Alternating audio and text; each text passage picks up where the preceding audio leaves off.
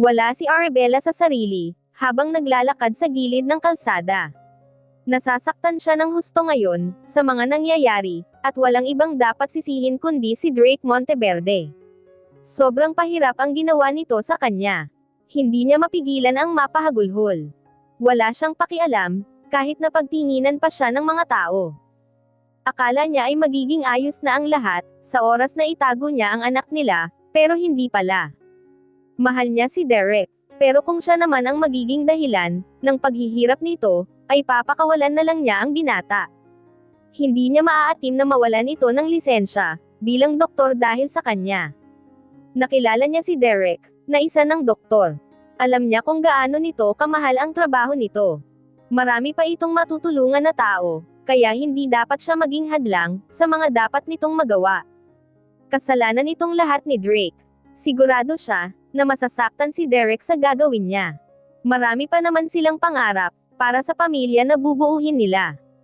Nangako siya na hindi niya ito iiwan, pero wala naman siyang choice ngayon. Love. Huminto si Arabella sa paghakbang, at lumingon. Tama nga siya. Si Derek ang tumawag sa kanya. Mas lalo siyang naiyak, nang yakapin siya nito ng mahigpit. Love. Hindi mo ako iiwan, right? Kinig ang boses ni Derek, bakas ang takot doon. Naalam niya ang dahilan. Sorry, Derek, Leon lang ang tanging nasabi ni Arabella. Lumayo si Derek, at hinawakan ang mukha niya. You promised me, love. Ang sabi mo ay hindi mo ako iiwan. Please, Arabella. Don't leave me. Bakas pa rin ang pamumutla nito, pagod, at puyat. Mukhang agad na hinabol siya nito, nang magising ito. Kung pwede lang Derek, pwede tayong umalis ng bansa. We can start here, with Aman. Hindi siya titigil, Derek. Nagangat siya ng tingin. Idadamay niya ang lahat, ng taong mahalaga sa akin. Please, love. Sino kayo? Hinte takot, at nanlalaki ang mata ni Arabella, nang makita ang ilang armado na kalalakihan, na nilapitan si Derek, para ilayo sa kanya. Love. Isang turok sa braso, ang nakapagtahimik kay Derek. Derek. Alalang-alala na lumapit siya rito. Pero agad dinahin nila ng isang lalaki, na kilalang kilala niya. Hindi siya pwedeng magkamali. Isa ito sa kaibigan ni Drake. Hindi man niya tanda ang pangalan nito, ay tiyak siya na isa ito, sa mga nakita niyang kaibigan ng ex niya. One wrong move, and I will kill him. Nanigas ang katawan niya, at hindi nagawang gumalaw. Alam ni Arabella, na walang halong pagbibiro ang banta nito. Red. I told you to stop, saying kill in front of her. Asek ng isang boses na nasa kanyang likuran, na alam niyang si Drake. You also touched her, so you want her to touch that man. Tukoy ni Red kay Derek.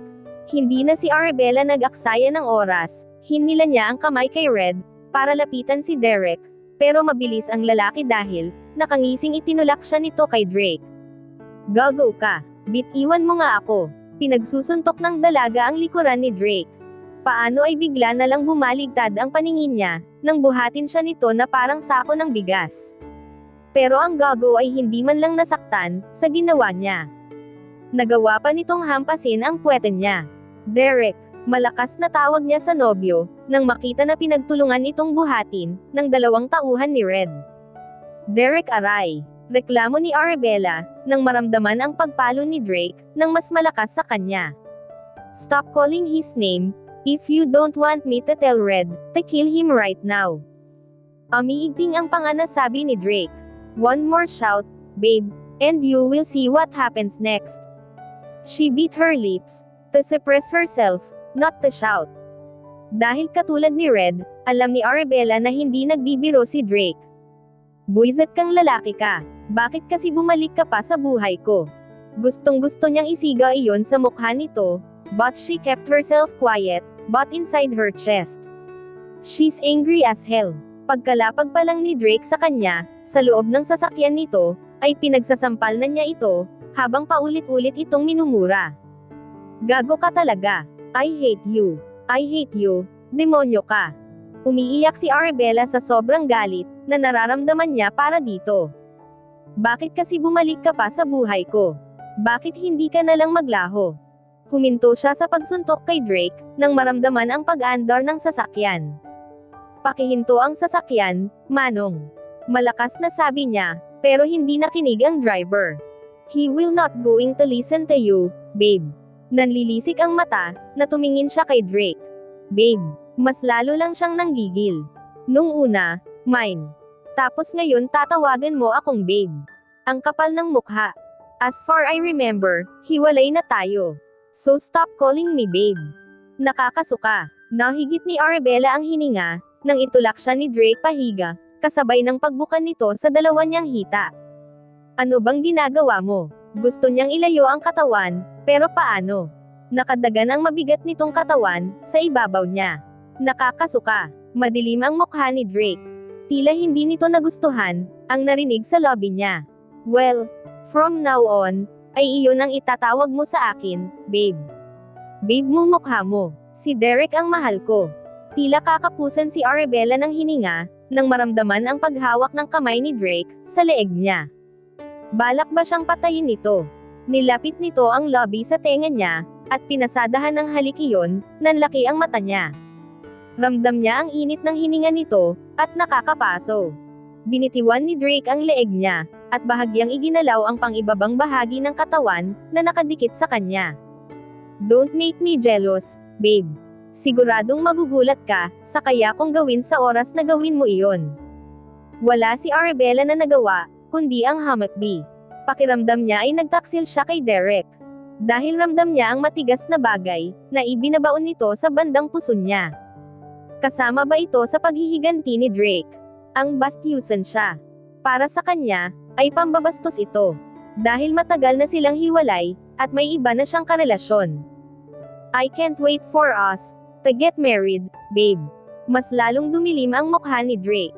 You will regret loving some other man while I'm suffering because of you and your family. Tumulo ang luha ni Arabella. Sabi na nga ba, kasama ito sa paghihiganti nito sa kanya at sa pamilya niya. Pinahid niya ang luha at puno ng puot ang mata na tumingin rito. Hinding-hindi ako magpapakasal sa'yo, Drake. Mas gugustuhin ko pang gumapang sa hirap, kaysa ang makasal sa isang tulad mo, sana hindi na lang kita nakilala. Pinagsisihan ko rin na minahal kita. Bakas ang pagkabigla sa mukha ni Drake, nang marinig ang katagang binitiwan ni Arabella. Sa mata ng dalaga, ay naroon ang puot para sa kanya. Hindi kita mapapatawad, Drake. Tandaan mo yan. Dumilat si Arabella. Unang bumungad sa kanya ang kulay pulang kisame. Nanlaki ang mata niya, nang maalala ang nangyari kagabi. Sa pagkakatanda niya, ay nasa loob siya ng sasakyan ni Drake. Nakatulog siya. Kailangan niyang makauwi, dahil tiyak na nag-aalala na sa kanya, ang nanay at mga kapatid niya. Bumangon siya, pero agad na nanlaki ang mata niya, nang maramdaman ang matigas na brasong nakayakap sa bewang niya. Ang walang hiya, ang sarap ng tulog, habang nakayakap sa kanya. Ang kapal ng mukha. Dahan-dahan niyang inalis ang pagkakayakap ni Drake sa kanya. Halos hindi na siya huminga, para kahit isang maliit na ingay, ay hindi siya makalikha.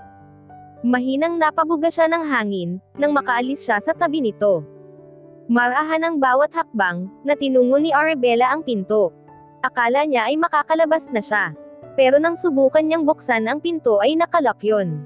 You can't escape in this room, babe. Come back here.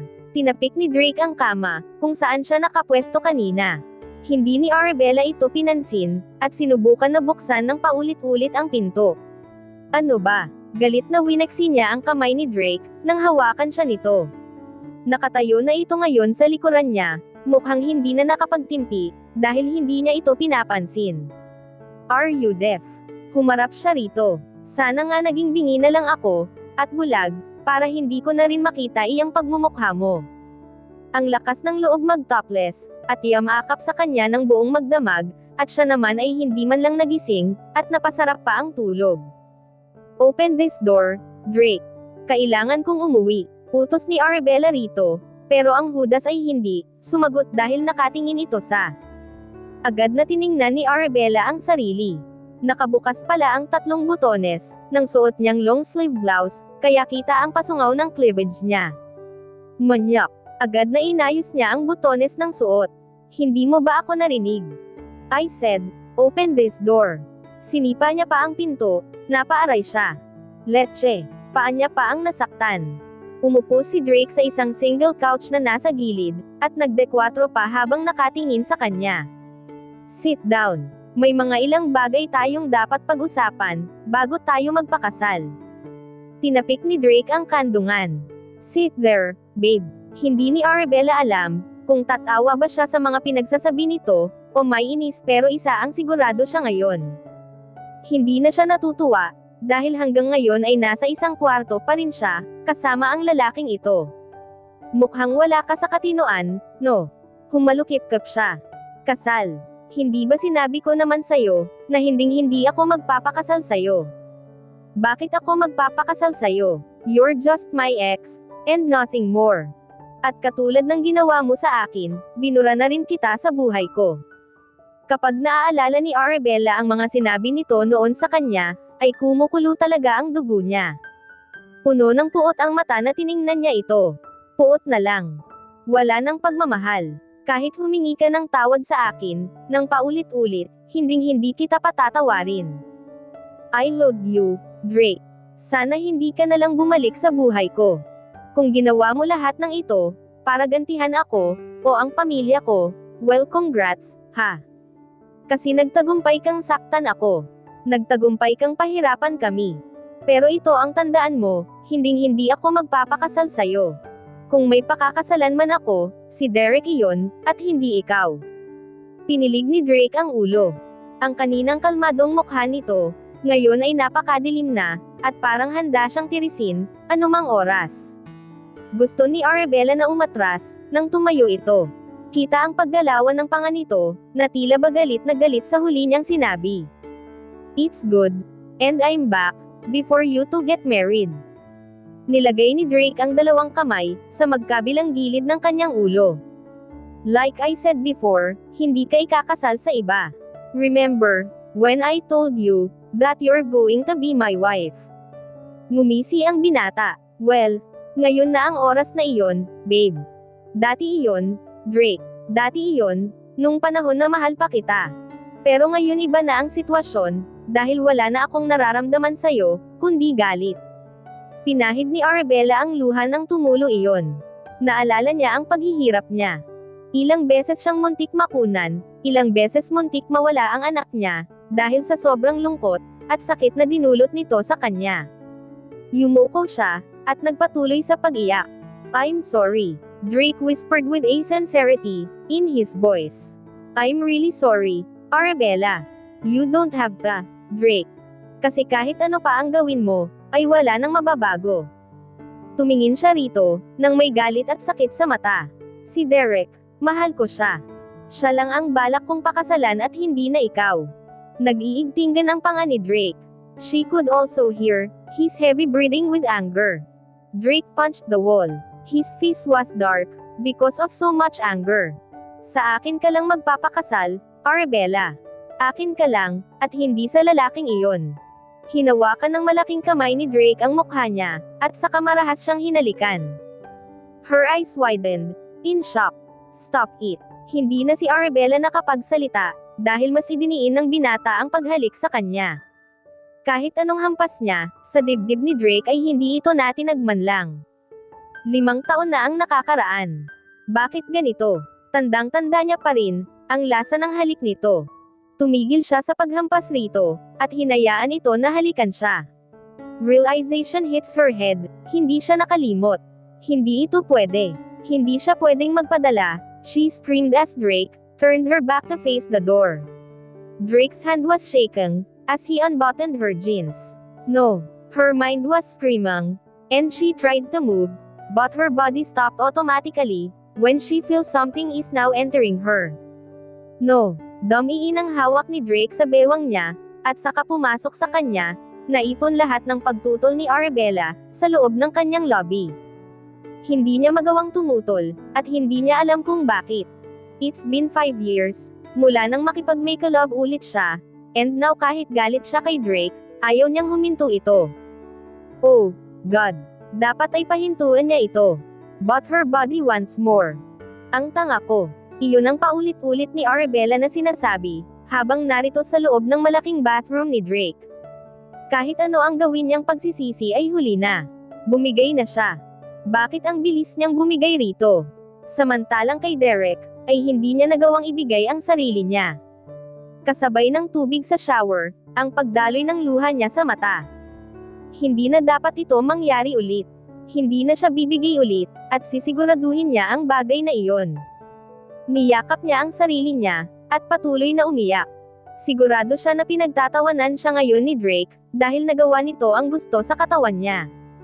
Nanigas ang katawan niya, nang maramdaman ang pagyakap ni Drake, mula sa likuran niya, maya-maya pa ay umakyat na ang dalawang kamay nito, sa katawan niya. Hinayaan ni Arabella ito, sisiguraduhin niya, na ito na ang huli nilang pagkikita. Lalayo sila ng pamilya niya, kasama ang anak niya. Ngayon na nagawa na nito, ang gusto sa kanya, siguro naman ay titigilan na siya nito. Pinatay ni Drake ang shower, at saka siya nito pinihit paharap rito. Katulad ng dati ay napakagwapo pa rin ito. Perpekto, maliban sa ugali. Sa pangalawang pagkakataon, ay inagkin siyang muli ni Drake. Teka, paano kung magbuntis na naman siya? Dumilat siya at mabilis na sinipa si Drake, paano kung mabuntis ako? Wala siyang gamit na protection, dahil hindi naman sila nagsimamakalove ni Derek. Ngumisi si Drake, na ngayon ay nakatayo sa harapan niya, na katulad niya, ay walang anumang saplot sa katawan. I don't care if mabuntis ka, babe. Magpapakasal na rin naman tayo. Hindi sabi ako magpapakasal sa'yo. Tumayo siya. Wala si Arabella na paki, kahit na wala siyang suot. Uuwi na ako. Siguro naman ay sapat na itong nangyari sa atin, para tigilan mo na ako. It's not enough, Arabella. Nang tumingin siya kay Drake, ay nakita ni Arabella, ang kaseryosohan sa mukha nito. Marry me, or else. I'll do everything, to make you suffer, and that's including your beloved family. Sobra na ang paakit ng binata sa kanya. Hanggang kailan ba ito titigil? O baka wala ng katapusan, ang gagawin nitong pagganti sa kanya, sa kanila ng pamilya niya. Umiling-iling siya. Hindi niya talaga kayang pakasalan ito. Hindi niya kayang gumising sa umaga, na ang mukha ng lalaking ito, ang una niyang makikita araw-araw. Kahit ano pa ang sabihin, at gawin mo, hinding-hindi ako magpapakasal sa'yo, Drake. Dumilim ang mukha nito. You will regret this, Arabella. Mas magsisisi ako, kung papakasalan ko ang isang tulad mo, Drake. Dahil wala kang puso, halos lahat ng matatanda sa kanilang lugar, ay nag-iiyakan, at syempre ay kasama na roon ang nanay niya. Hindi ko gustong iwan ang lugar nating ito. Pero wala naman akong magagawa, kundi ang umalis dito. Umiiyak na wika ni Mang Fe, ang isa sa matatanda nilang kapitbahay. Agad na sumang-ayon si Manang Ang, na katulad ng iba ay umiiyak din. Dito na nagsilaki ang aking mga anak, at mga apo. Sa lugar na ito rin namatay ang aking asawa. Marami kaming alaala ng pamilya ko rito.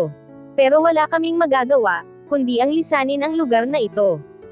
Lalong lumakas ang panaghoy ng matanda. Ang ilan naman, ay walang malilipatan, at baka daw matulog na lamang sa kalsada. Kaya mas lalo lang bumigat ang dibdib ni Arabella, dahil sa awa sa mga ito. Sabay-sabay na nag-iyak ang lahat. Kaya naman pumasok siya sa loob ng bahay nila. Para doon ilabas ang luha.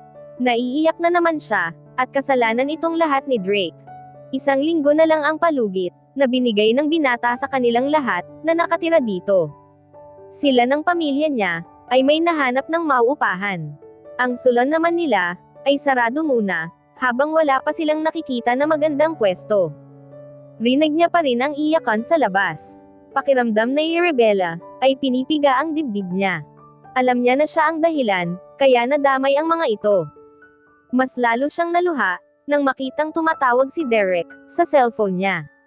Simula ng araw na dakpin siya ni Drake, at takutin ay hindi na siya nagparamdam, at nagpakita pa rito. Nakokonsensya siya, dahil pakiramdam niya ay nagtaksil siya rito. No, mas tamang sabihin na nagtaksil talaga siya. Nagawa niyang sumiping sa iba, samantalang wala pa silang malinaw na hiwalayan, na alam niya na dun din naman ang punta.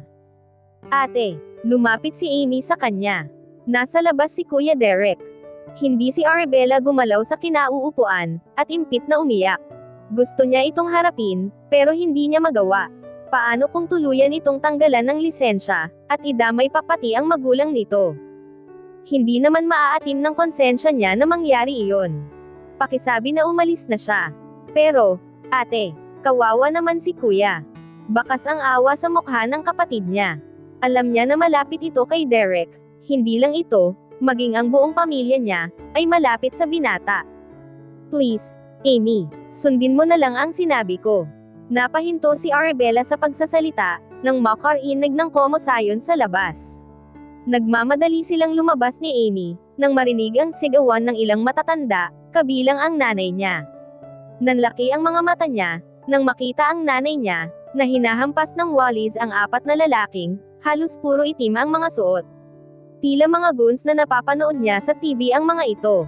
Nay, lumapit siya rito, at niyakap ito sa likuran.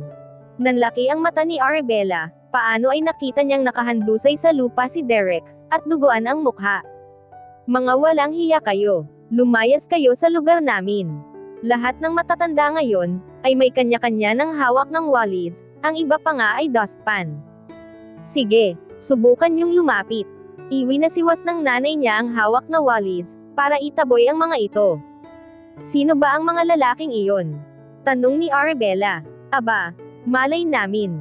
Sagot ni Manang Fe. Bigla na lamang lumapit ang mga lalaking iyon, at pilit na pinapaalis si Derek, dito sa tapat ng bahay niyo. Awang-awa na hinawakan niya ang mukha ni Derek. Umuungol ito sa sakit, dahil sa sugat na natamo. Narinig ko ang sinabi ng isang lalaki. Utos daw ng boss nila, na huwag palalapitin si Derek kay Arabella. Lahat ay tumutok ang mata sa kanya, dahil sa sinabi ni Manang Ang. Boss, pakiramdam ni Arabella, ay nag-init ang bunbunan niya, nang may namuong hinala sa isip niya. Dadalhin ka namin sa hospital, Derek. Nay, malakas na sigaw ni Amy, na nakapagpalinggan sa kanya. Lahat sila ay napasigaw, sa pagkabigla nang bumagsak ang nanay niya sa lupa, habang hawak ang dibdib. Patuloy sa pagdaloy ang masagang luha ni Arabella, habang hawak ang kamay ng nanay niya, na ngayon ay wala pa ring malay. Si Derek naman ay nasa ibang ward, dahil sa natamo nitong mga pasa, at sugat sa katawan. Agad na tumayo siya, at lumapit sa doktor na kapapasok lang. Dok, kamusta na po ang nanay ko? Diyos ko, ingatan niyo ang nanay ko. Leon ang paulit-ulit ni Arabella na dasal kanina. Sinasabi niya sa sarili, na magiging maayos ang lahat, pero biglang nawala lahat ng positibong nasa isip niya, nang makita ang pag-iling ng kaharap. Your mother has a coronary artery disease, Miss Conrado. Kailangan na maoperahan agad ang nanay mo, sa lalong madaling panahon. Nanghihina na bumagsak siya habang umiiyak. Bakit sabay-sabay na nangyayari, ang lahat ng kamalasang ito sa buhay niya? Sa buhay nila, iyak sila ng iyak ni Amy, at ganun din si Amon. Nanay, nanay, halos maglampasay ang anak niya. Paano ay pilit nitong ginigising ang nanay niya? Hindi pa rin ito nagigising. 2 araw na ang nakakalipas, pero wala pa rin itong malay. Pinahid ni Arabella ang luha, at saka lumuhad sa harap ng kanyang anak. Amon, tumahan ka na. Paano gigising si nanay kung umiiyak ka? Di ba hindi niya gusto ang umiiyak ka? Pinilit niyang patatagin ang boses, para kahit man lang sa harap ng anak niya, ay magawa na liyang maging matatag. Ate, miss ko na si nanay. Gusto ko na uwi kami. Yamakap sa leeg niya si Amon. Ate, di ba gagaling naman po si nanay? Syempre naman, Amon. Lumapit sa kanila si Andy, hinawakan nito ang ulo ni Amon, at bahagyang ginulo ang buhok. Gagaling si nanay, at hahabulin ka pa niyan. Kahit paano ay napangiti si Arabella. Tama si Andy. Gagaling ang nanay nila. Milyon. Pag-uulit ni Arabella. Nanghihina na bumalik siya sa kwarto ng nanay niya, matapos niyang makipag-usap sa doktor. Ate, kailan ang operation ni nanay? Agad na tanong ni Arjo. Umuwi na ang iba pa niyang kapatid, kasama si Amon, kaya sila na lang dalawa ang narito ngayon. Umiiyak na yamakap siya sa kapatid. Kulang ang pera natin, Arjo. Aniya sabay hagulhol. Kahit ubusin pa nila ang ipon nila, ay hindi sapat. Love. Bumitaw si Arabella kay Arjo, at tumingin kay Derek na kapapasok lang. I heard what happened. Handa akong tumulong sa inyo. Lumapit si Derek sa kanya, at yamakap. Ramdam ni Arabella ang sobrang pagkamis nito sa kanya. Labas muna ako, ate. Ani Arjo. Iniwan sila nito. Love, don't worry. Ako ang bahala sa lahat. Ako na rin ang mag-o-opere kay nanay. Pinahid ni Derek ang luha niya, nang sunod-sunod na tumulo iyon. Sinabi ko naman sa'yo, di ba? Narito lang ako para sa inyo. Bumitiw ito ng yakap, at tumingin sa kanya ang malungkot nitong mata. Hinawakan ni Arabella ang mukha nito. Sariwa pa ang mga pasa nito. May tahi din ito sa bandang kilay. Ayaw man niya natanggapin, ang alok nitong tulong ay wala siyang pagpipilian. Ayaw naman niya na mamatay ang nanay niya. Sa kabukod kay Derek, ay wala na siyang iba na pwedeng hingian ng tulong. Love, please promise me, na hindi mo ako iiwan. Yumuko si Arabella. Hindi niya kayang tumingin sa mata nito, at magsinungaling. Love, garalgal ang boses ni Derek. Alam nito ang ibig sabihin, ng pananahimik niya. Wag mo naman gawin sa akin ito, please. Tuluyan na si Arabella na napahagulhol, nang iyak. Sorry, Derek, pero hanggang dito na lang talaga tayo. Dahil kay Derek, ay mapapadali ang operation ng nanay ni Arabella, at katulad nga ng sinabi nito, ay ito ang magsasagawa nun. Nakakahiyaman dahil sa kabila ng tulong nito, ay nagawa niyang wasakin ang puso ni Derek, ay wala naman siyang ibang pagpipilian. Baka kasi hindi lang bogbog ang sunod na mata mo nito, sa mga tauhan ni Drake. Hawak niya ang kamay ng nanay niya, habang tulak ito sakay ng stretcher. Ngayon ang operation ng nanay niya. Huminto sila, kasama ang dalawang nurse na nagtutulak sa nanay niya. Lumapit ang doktor sa kanila, habang balisa ang mukha. The operation was cancelled, Miss Conrado. Imporma ng may katandaan na doktor. Ano ang ibig mong sabihin, Doc? Puno ng kalituhan ni Arabella na tanong. Hinanap ng mata niya si Derek, pero hindi niya ito nakita. Doc, Derek had an accident. He won't be able to operate your mother, because of the injury he got. We need to reschedule the surgery. Naghahalo ang nararamdaman ni Arabella. Nag-aalala siya kay Derek, pero nag-aalala din siya sa kalagayan ngayon ng nanay niya. Doc, baka pwede na ibang doktor na lang ang magsagawa ng operation ni nanay, pakikiusap niya. I'm sorry pero hindi pa bayad ang surgery ng nanay mo. We need to wait until na magising si Doc Derek, to let him pay, before the operation proceeds. Nanlalalim ang ilalim ng kanyang mga mata. Mula nang dalhin sa hospital ang nanay niya, ay halos wala pa siyang tulog. Kagagaling lang niya sa bahay ng magulang ni Derek, para sana humingi ng tulong. Balak niyang kapalan ang kanyang mukha, para lang mailigtas ang nanay niya. Kilala ni Arabella ang magulang ni Derek, sigurado siya na hindi siya nito tatanggihan. Pero wala ang mga ito. Ayon sa kasambahay, ay nagmamadaling umalis ng bansa ang mag-asawa, kasama si Derek. Naihilamos niya ang kamay sa mukha, at saka ilang beses na bumuga ng hangin. Pagod at antok ang nararamdaman ni Arabella ngayon, pero kailangan niyang labanan iyon. Natigilan siya nang may maalala. May isa pa palang tao, na kaya siyang tulungan. Hindi na siya nagpalit ng damit. Pagkarating ni Andy, ay agad na umalis siya, para puntahan ang lalaking ayaw niya sanang makita pa. Pero ano ba ang magagawa niya? Kung kinakailangan na lunukan niya ang pride niya, ay gagawin niya. Kung kinakailangan na lumuhad siya sa harap nito, ay gagawin niya. Pagdating ni Arabella sa harap ng mansion, ay pumikit muna siya. Naalala niya ang lahat ng nangyari noon. Lahat ng masasakit na ginawa ni Drake sa kanya, ay biglang rumagasa sa isip niya na tila baka hapon lang nangyari ang lahat. Nangilid ang luha niya. Wala siyang pagpipilian. Para ito sa nanay niya. At dito na po nagtatapos, ang ika-21 kabanata ng ating kwento, at sanay muli niyo po akong samahan, sa mga susunod pang kabanata.